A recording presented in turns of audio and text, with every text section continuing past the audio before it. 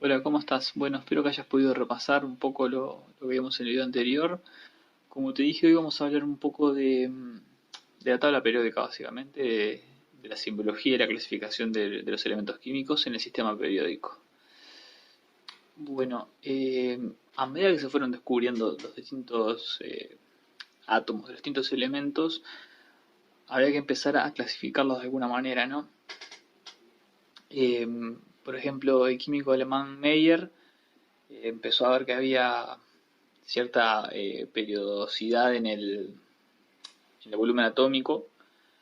Al mismo tiempo, el ruso Mendeleev también estaba trabajando en una tabla periódica donde clasificaba los elementos según las masas atómicas crecientes, ¿no? Como habíamos visto, ese número A que vimos que era la suma de los protones y los neutrones que había en el núcleo del átomo. Él lo clasificó de esa manera, de forma creciente, de acuerdo a sus masas atómicas, y además los ordenó también a su vez por las propiedades químicas parecidas que tenían. Entonces lo que hizo Mendeleev fue ir ordenando así y dejando huecos en el medio donde le parecía que tenía que haber algún elemento más que todavía no había sido descubierto. La verdad que lo hizo bastante bien porque después se fueron descubriendo más elementos y rellenando esos huecos que le había dejado. Pero en 1911 Moseley propuso ordenar estos elementos en vez de por la masa atómica, por el número atómico Z, que habíamos visto que era la cantidad de protones en el núcleo, ¿sí? Porque si nos ponemos a pensar por la masa atómica, por la cantidad de protones y neutrones que tiene un núcleo, como vimos que hay elementos que son isóbaros, había algunos que compartían. Sin embargo, el número atómico dijimos que era diferente para cada uno, ¿no? El número de protones es diferente para cada uno. Entonces los ordenó de esta manera y bueno, más o menos con ese criterio hubo aportes de otros científicos, es que se formó lo que es la tabla periódica que tenemos ahora. Bueno, la tabla periódica la podemos dividir, digamos, en filas y columnas. ¿Sí? Las filas son lo que se llaman los periodos de la tabla periódica. Están ordenados del 1 al 7 y si vos no sé si llegaste a repasar el video que yo te recomendé sobre distribución electrónica, vemos en la imagen ahí que tenemos como una especie de bloque S, bloque D, bloque P, y te acordás que se iban rellenando los niveles electrónicos con ese diagrama de diagonales, ¿no? Ordenando todos los niveles y marcando las diagonales, rellenando en ese orden. Lo que tenemos ahí entonces es que para un mismo periodo el nivel de los electrones de valencia, los electrones que están en el último nivel, corresponde al número del periodo, ¿sí? En el periodo 1 lo único que tenemos es el hidrógeno y el helio, ¿sí? Que son los únicos dos que tienen esos electrones de valencia en el orbital 1s, los dos, básicamente. Después tenemos el periodo 2, que tenemos los 2s, a la izquierda de la tabla periódica, y toda la línea del 2p a la derecha, que vemos que son 8, o sea, en total son 8, tenemos 2 a la izquierda y 6 a la derecha, que completan los 8 electrones de ese nivel, ¿no? Y así vamos llegando hacia abajo, o sea, si yo quiero saber de una manera fácil y rápida cuál es el nivel que tiene, hasta qué nivel están llenos los orbitales de ese átomo, de ese elemento, simplemente me puedo fijar en el periodo de la tabla periódica y ya me va a dar ese dato, ¿sí? Los del periodo 6 tienen hasta el nivel 6 completo, empezando por el 6S, el 5D y hasta completar el 6P, ¿sí? Además, como vimos, están ordenados por un Z creciente, así que cada elemento tiene un protón más que el elemento anterior en un mismo periodo, ¿sí? Bien, la otra manera la otra cosa que tenemos son las columnas. Las columnas son lo que se llaman los grupos de la tabla periódica. ¿Sí? O sea, son 18, van del 1 al 18. Se les puede nombrar de otra manera, se les puede nombrar con números romanos o separándolos en A, B. Eso lo puedes encontrar de distintas maneras. Lo importante es que sepas que en cada columna se agrupan elementos con propiedades parecidas, ¿sí? Y a su vez, dentro de esas columnas podemos encontrar como especie de bloques, que luego vamos a ver acá en las imágenes, en donde, por ejemplo, los grupos 1 y 2 son los elementos metálicos, del 13 al 12 son los que se llaman los metales de transición. Después los que son no metales o semimetales están en el del 13 al 17, y en el grupo 18 están los que se conocen como los haces nobles. ¿Mm? Después también tenemos lo que es el bloque F, donde se llena el orbital F justamente, que están separados, primero que nada, porque si no quedaría huecos en la tabla, porque irían en el medio del bloque separando todo. Así que se ponen separados porque además tienen propiedades parecidas. Son lo que se llaman metales de transición interna. Bueno, como dijimos, los elementos están ordenados según algunas propiedades parecidas que tienen. Y para explicar parte de esas propiedades está bueno definir lo que es la carga nuclear efectiva y lo que es el apantallamiento, ¿sí? El apantallamiento, primero que nada, es la repulsión que existe entre los electrones, ¿sí? Que hace que disminuya la atracción del núcleo, ¿no? Y condiciona la energía que se necesita para arrancar un electrón de ese átomo. Como lo vemos. Imagínate, vos tenés el núcleo con carga positiva, ¿no? Y tenés los electrones dando vuelta. Los electrones, al ser negativos, se sienten atraídos hacia el núcleo, ¿sí? Pero al ser negativos también, entre ellos se repelen, ¿sí? Entonces tenés electrones que están siendo atraídos hacia el núcleo, pero que a su vez están empujando entre ellos, ¿sí? Entonces el apantallamiento vendría a ser eso. Si yo tengo un electrón solo y un núcleo, va a haber una atracción entre ellos. Ahora, si yo tengo dos electrones que están dando vuelta alrededor del mismo núcleo, voy a ver que la fuerza de atracción que hay entre el núcleo y el electrón, entre uno de los electrones, es menor, porque voy a tener al otro electrón empujándolo hacia el otro lado, por decirlo de alguna manera, ¿sí? O sea que eso debería ser el apantallamiento. Por lo tanto, lo que se define como carga nuclear efectiva es la carga que tendría que tener el núcleo realmente para que, si no hubiese otros electrones, la atracción fuese la misma que cuando está el átomo en su estado normal, que cuando está lleno de electrones. Es un poco confuso verlo así, pero ¿cómo lo podemos ver? Tenés esa nube de electrones que dije yo, empujándose entre ellos, y el núcleo atrayéndolos, ¿sí? Esa carga nuclear efectiva sería la carga que realmente tendría el núcleo, o la atracción que realmente hay en el núcleo, si no estuvieran todos esos electrones. Así que lo que nos ayuda a ver la carga nuclear efectiva es el comportamiento de estas propiedades periódicas que yo te mencioné antes, porque ellas dependen, por un lado, de la configuración electrónica que tiene, y por otro lado del número atómico, o sea, la cantidad de protones. Así que ahí juntamos esas dos propiedades en lo que es la carga nuclear efectiva, y nos ayuda a explicar lo que son las propiedades periódicas. Las vamos a ver ahora. Bueno, vamos a empezar con el radio atómico, ¿no? El radio atómico es difícil de definirlo no, de calcularlo, por así decirlo, realmente, porque claro, uno piensa en radio atómico y dice, bueno, el radio de un átomo solo. El tema es que los átomos no están solos nunca, no los tenemos aislados, siempre están rodeados de otros átomos.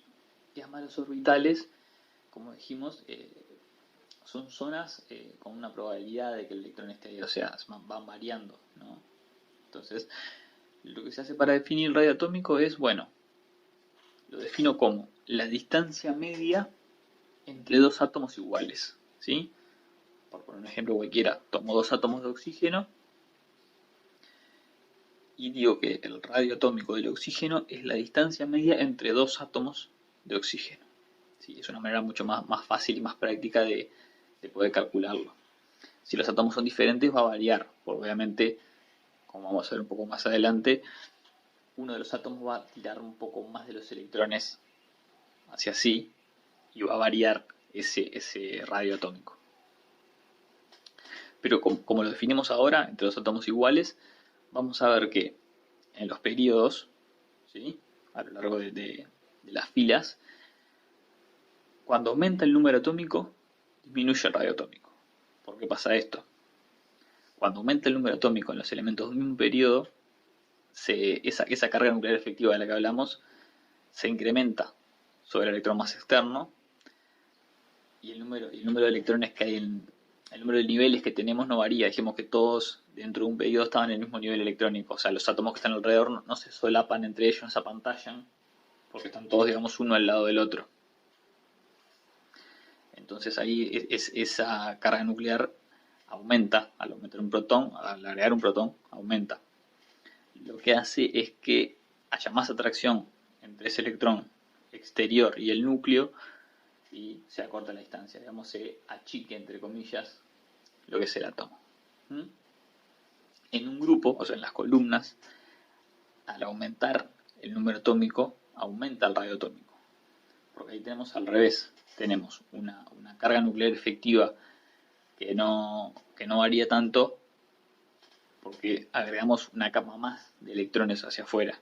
O sea, tenemos unos protones más, pero tenemos una capa entera de electrones, un nivel nuevo de electrones por fuera, lo que hace que se forme como dijimos, una capa más, agrandando, entre comillas, de nuevo, ese átomo. Así que dijimos que al aumentar el periodo, o sea, al aumentar el número atómico, disminuye el radio atómico, y al aumentar el número atómico en el periodo, aumenta el radio atómico. Bien, la próxima propiedad que vamos a ver es la energía de ionización. ¿Sí? Si yo tengo un átomo neutro en estado gaseoso y le aplico energía, puedo llegar a arrancar un electrón de ese átomo. Así que la energía de ionización la vamos a definir como la mínima energía para arrancar de un átomo neutro, arrancar un electrón en estado gaseoso y obtener el ion de ese elemento, el catión en realidad, porque es positivo, también en estado gaseoso, ¿sí? Así que básicamente es eso, es la energía que yo necesito para poder arrancar un electrón de ese átomo. Como vimos antes, también lo podemos explicar por la atracción, la carga específica, ¿sí?, del núcleo. Al aumentar el número atómico en el mismo periodo, vimos que aumenta la atracción nuclear, se reduce el radio atómico, tenemos un átomo más pequeño, ese electrón está mucho más cerca del núcleo y es mucho más difícil arrancarlo, o sea que esa energía de ionización aumenta. Al aumentar el periodo, aumenta la energía de ionización. En los grupos vamos a ver que es al revés. Como aumentamos el número atómico de los elementos en un grupo, vemos que disminuye esa atracción nuclear, el electrón se hace más grande, y mientras más grande se hace, es más fácil arrancarlo. Así que a medida que aumentan los grupos, disminuye esa energía de ionización, es más pequeña, es mucho más fácil de arrancarlo, ¿sí?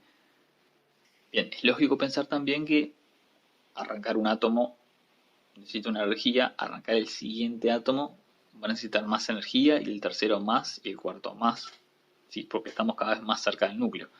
Acá en esta tabla podemos ver, se muestran las energías de ionización para algunos elementos, están expresadas en kilojoules por mol.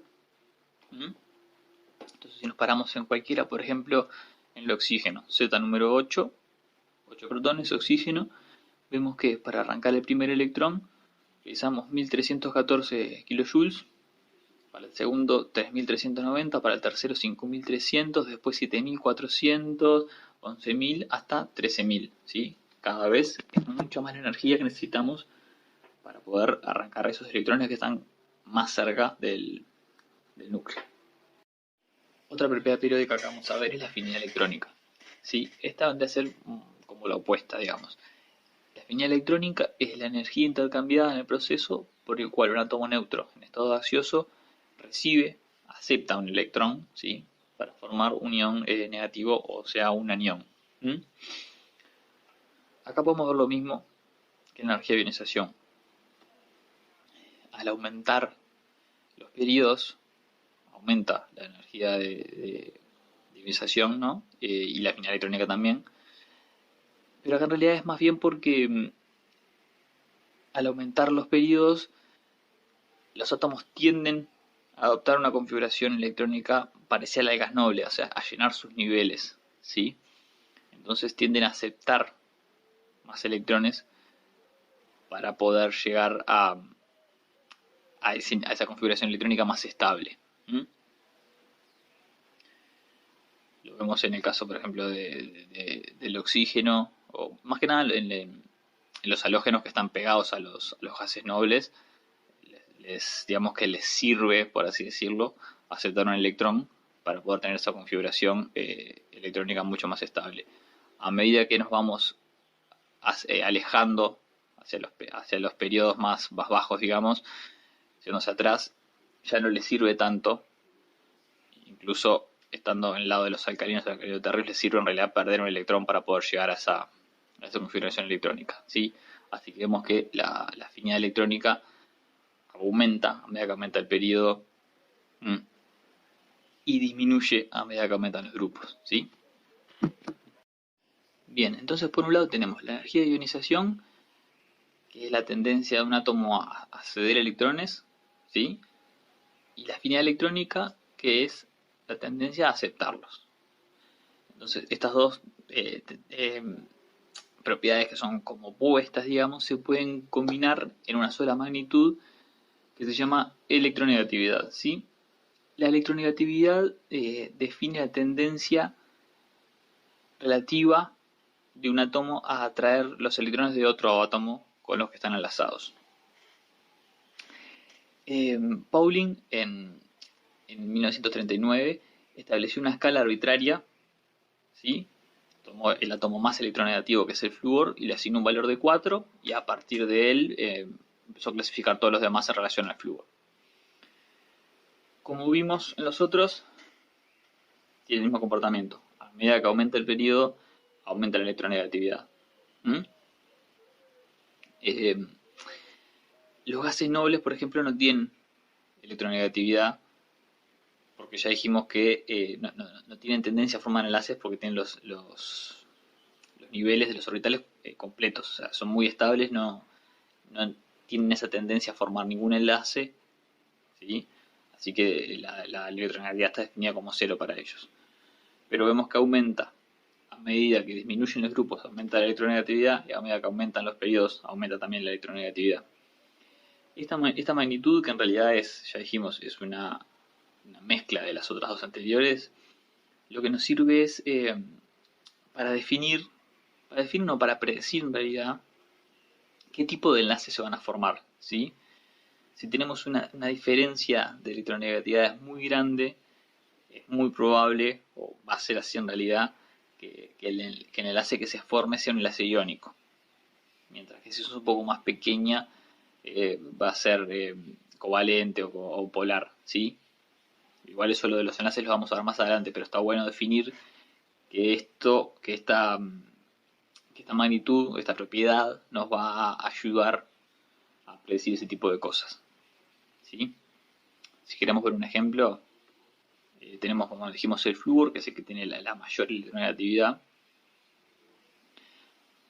Podemos pararnos en las dos magnitudes que vimos que se juntan para formar esa.